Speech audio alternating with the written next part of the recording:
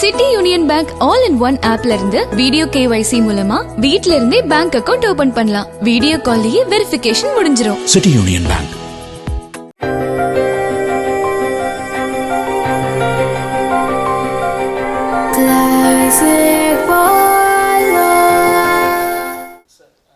சிவகங்கையில் அஜித்துடைய மரணம் பெரிய அளவில் சோகத்தை ஏற்படுத்தியிருக்கு. அதை பற்றி நான் உங்களுக்கு சிவகங்கை மாவட்டத்தில் நடந்த திருப்புவனத்தில் நடந்த அஜித் அவருடைய கொலை என்பது மிக ஒரு மர்மமானது, மிக கொடூரமானது.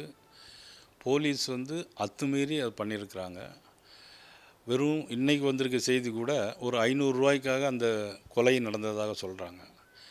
அதை லாக்அப் டெத்துன்னு சொல்லி ஈஸியாக சொல்லிடுவாங்க. ஆனால் போலீஸாரால் செய்யப்பட்ட படுகொலை ஒரு 27 வயது இளைஞரை, அதிலும் யாரோ கம்ப்ளைண்ட் பண்ணியிருக்காங்க, நகை காணலை அப்படிங்கிறாங்க. நகை காணலைன்னா எஃப்ஐஆர் போட்டிருக்கணும். ஆனால் நகையை பற்றி எந்த விதமான ஒரு கருத்தும் இல்லை. இவர் எடுத்துகிட்டு வெளியே கொண்டு போயிருக்காங்க. சிறப்பு படை வந்திருக்கு. சிறப்பு படை யூனிஃபார்ம் கிடையாது. யாருக்காக அந்த சிறப்பு படை வந்தது, எங்கிருந்து அவர்களுக்கு இந்த உத்தரவு வந்தது? தலைமை செயலகத்தில் IAS அதிகாரியுடைய உத்தரவு வந்ததுன்னு சொல்கிறாங்க. யார் அந்த IAS அதிகாரிங்கிறதை அவங்கள் யாரும் இன்னும் தெளிவுபடுத்தலை. அதே நேரத்தில் பார்த்திங்கன்னா அவர் இரும்பு கம்பியால் போட்டு அடின்னு அடிச்சிருக்காங்க. மஃப்டியில் இருந்திருக்காங்க. பிறகு அடிச்சுட்டு ஆஸ்பத்திரி கொண்டு போயிருக்காங்க. ஆஸ்பத்திரியில் போனால் இறந்துன்னு சொல்லியிருக்காங்க. ஆனால் அதுக்கப்புறம் சிறப்பு படை காவல் படை அதுக்கப்புறம் அங்கேயே விட்டுட்டு எடுத்துகிட்டு போயிருக்காங்க. போலீஸ், சிவகங்கை போலீஸ் அதை எடுத்து அவர்கள் அது பிறகு இறந்ததாக சொல்லி இவ்வளோ பெரிய ஒரு படுகொலையை இன்றைக்கி செய்திருக்கிறாங்க. அது மாண்புமிகு முதலமைச்சர் அவர்கள் என்ன சொல்லலாம், சாரி அப்படின்னு சொல்கிறாங்க. ஏற்கனவே இந்த ஆட்சி வந்த பிறகு 24 படுகொலைகள் இதே மாதிரி நடந்திருக்குது.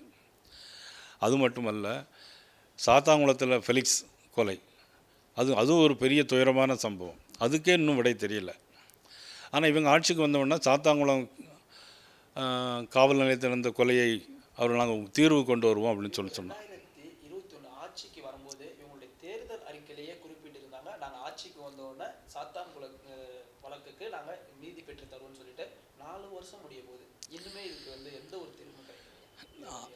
நீங்கள் சொன்ன மாதிரி அவங்க தேர்தல் அறிக்கையிலே சொல்லியிருந்தாங்க. தேர்தல் அறிக்கையில் சொல்லியிருந்தது இன்றைக்கு வரையும் தீர்வு கிடைக்கல. ஆனால் இவங்க ஆட்சியில் வளர்ந்த அண்ணா யூனிவர்சிட்டியில் நடந்த ஞானசேகரனுக்கு 5 மாதத்துலேயே தீர்வு சொன்னாங்க. ஆனால் இவ்வளவு அவசரமான ஞானசேகரனுக்கு ஏன் 5 மாதத்தில் தீர்வு சொன்னாங்கங்கிறது அதுதான் யோசிக்கப்பட வேண்டிய விஷயம். சாத்தாங்குளம் கேஸுக்கு இன்னும் தீர்வு கிடைக்கல. பிறகு இன்றைக்கி ஒரு படுகொலை நடந்திருக்கு. ஆனால் அதுக்கு என்னென்னா 50 லட்ச ரூபா பணம் தனியாக தாரன்னு இருக்காங்க. பிறகு அவருடைய சகோதரனுக்கு வேலை வாங்கி கொடுக்குறேன்னு சொல்லியிருக்காங்க. ஆனால் இதையெல்லாம் வச்சு பார்க்கும்போது இவ்வளவு அவசரமாக ஏன் இதை முதலமைச்சர் செய்கிறார் என்று தான் தோணலை. அதே நேரத்தில் அவர் ஃபோனில் கூப்பிட்டு சாரி அப்படின்னு சொல்லியிருக்காங்க. இன்னும் அடுத்தால 24 பேருக்கும் எப்போ சாரின்னு சொல்லுவாங்கங்கிறது எங்களுக்கு தெரியல.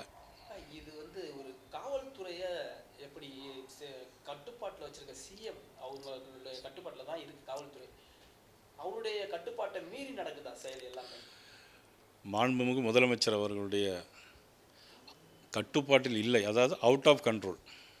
அவர் யாருக்கா சொன்னால தமிழ்நாடு அவுட் ஆஃப் கண்ட்ரோலில் இருக்குது. அது மாதிரி அவுட் ஆஃப் கண்ட்ரோலில் காவல்துறையினுடைய கட்டுப்பாட்டில், முதலமைச்சருடைய கட்டுப்பாட்டில் இல்லை. அதுதான் உண்மை. இது சாதாரண ஒரு அடிப்படை மக்களுக்கு இந்த மாதிரி நடக்குதுன்னு சொல்லிட்டு நேற்று ஜட்ஜே சொல்லியிருக்காங்க.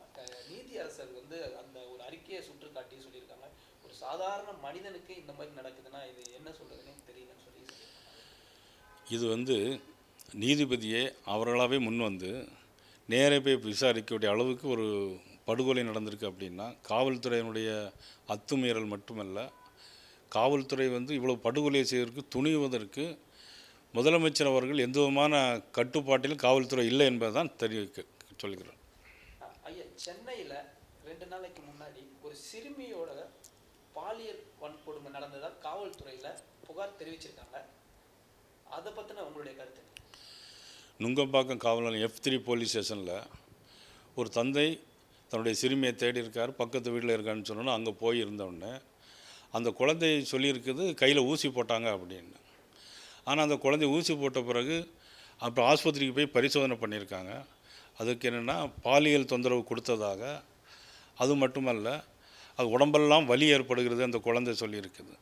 ஆனால் தந்தை போய் இன்னும் F3 போலீஸ் ஸ்டேஷனில் போய் புகார் கொடுத்தாக்கி அவங்க யாரோ போலீஸு ராஜுன்னு சொல்கிறாங்க, அவங்க ஏதோ உயர் அதிகாரிகிட்ட வேலை பார்க்கறதாகவும், பிறகு அதனால் யார்கிட்ட வேணாலும் புகார் கொடு நான் பார்த்துக்கிறேன் அப்படின்னு சொல்லி பேசியதாகவும் ஒரு பத்திரிகையில் செய்தியெல்லாம் பார்த்தேன். இதையெல்லாம் வைத்து பார்க்கும்போது அண்ணா யூனிவர்சிட்டி ஞானசேகரன், பிறகு அஜித் கொலை வழக்கு, இதுக்கு முன்னால் 23 பேர் காவல் நிலையம் லாக்அப் டெத்து, பிறகு F3 இந்த நுங்கம்பாக்கம் ஸ்டேஷன் போலீஸ் ஸ்டேஷனில் நடவடிக்கை எடுக்காதது. அப்போ காவல்துறை எதுக்கு தான் நடவடிக்கை எடுப்பாங்க அப்படிங்கிறது தான் தமிழ்நாட்டு மக்களுடைய கேள்விக்குறியாக இன்றைக்கி இருக்குது. இறுதி கேள்வியா, 7ஆம் தேதி அதிமுகவுடைய பொதுச் செயலாளர் எதிர்க்கட்சி தலைவர் அவங்க பார்த்தீங்கன்னா சுற்றுப்பயணம் வச்சுருக்காங்க. இதில் பாஜகவுக்கு அழைப்பு வந்திருக்காங்க. நேற்று அதிமுகவுடைய பொதுச் செயலாளர் மதிப்புக்குரிய அண்ணன் EPS அவர்கள் என்ற ஃபோனில் பேசினாங்க. 7ஆம் தேதி மேட்டுப்பாளையத்தில் வந்து ஆரம்பிக்கிறோம், நீங்கள் கலந்து கொள்ள வேண்டும்னு சொன்னாங்க. நானும் வர்றேன்னு சொல்லியிருக்கேன். அதன் பிறகு இன்றைக்கி அஜித்குமார் அஜித்குமார் இந்த கொலை வழக்கில் பொறுத்த மட்டும் அது கலந்து கொள்ளணும், பாஜகவும் கலந்து கொள்ளணும்னு சொன்னாங்க. அதனுடைய அடிப்படையில் இன்றைக்கி சிவகங்கை மாவட்டத்தில் அண்ணன் ராஜா அவர்கள், பிறகு எங்களுடைய மாவட்ட தலைவர் பாண்டித்துரை உள்பட அனைவரும் அதிமுகவினரும் பாரதிய ஜனதா கட்சியும் இணைந்தே இன்றைக்கி அந்த போராட்டத்தை நடத்தியிருக்காங்க. இனி எல்லா போராட்டமும் இணைந்தே நடக்கும். இது மாதிரி ஒரு NDA கூட்டணியில் பெரிய ஒரு மாநாடு மாதிரி நடத்துறதுக்கு வாய்ப்பு உண்டு சென்னையில்.